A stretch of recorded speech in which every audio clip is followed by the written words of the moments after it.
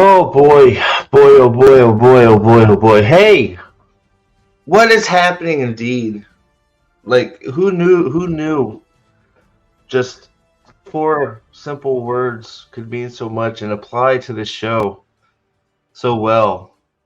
Because it is the perfect, sort of encapsulation of what this show is about. It's about confusion. Nobody knows what's going on. We've completely lost the plot, as I said in my video earlier today. We don't know what's going on. We don't know where everybody's at. We don't know why people are where they're at. We don't know how they got there. We don't know why they're there. We don't know why they went where they went. We don't know why Rand is on his knees constantly, since he's supposed to be the most powerful person on the planet, world, Randland. It's not Randland anymore. It's Leandrin Land or Moraine Land, apparently. But what is happening? It's just like, what is happening? What has happened? Like, no, like Matt just, I still can't get over it. As long as you hip check somebody hard enough, you can teleport them wherever the hell you want to go, right? But real quick, Aldan, you're in here. Updated. I didn't. It's the same intro, bro. What looked different? What did I do? Did I update something? It's the same. It's the same intro. What looked different? But hey, if it's new to you, that's all that matters, right? That's all that matters. Silverlock's here. Amanda Manethman, what's up, Nate? Good to see you. Lady of the Balkans, hope you're well. Good to see you. Matt is here. Good to see you, Matt. Yanon, of course, is here. Caladair is here. How are you? Staple Bow, rocking the what is happening as always.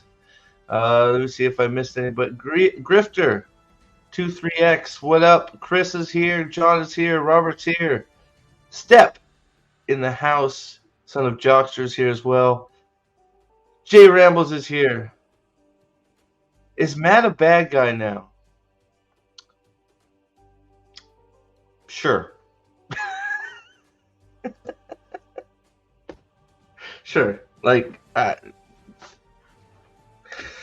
is Suan Sanche a bad guy now? Well, apparently people think they are because Collider had to put out a freaking article telling everybody that she's not, because she sure acts like she's evil. All the Aes Sedai act like they're evil. Moraine acts like she's evil. And I see the article, Trip. We're not all in love with Lanfear, you muppet. You muppet, Rafe Jokins. Lanfear. I guess Lanfear is the best of the worst, but not for any of the right reasons. Who's bi? Everybody? They're all bi, aren't they? Like, what is like? Who cares? Like, see that's that's where we're at again, right?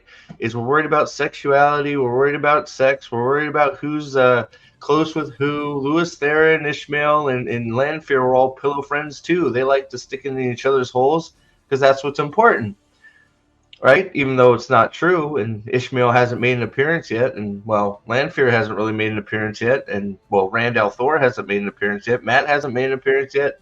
Perrin hasn't appeared yet. Where is Padden Fane, by the way? Padden Fane, hello? Padden Fane? Can you please come out of... Padden Fane! Padden Fane? Padden Fane, where are you? Where'd you go, buddy? Like, you're a really good villain in the book. It'd be nice if you come back out and do some villain things. Where's Padden Fane? Who's Padden Fane? What's a Padden Fane?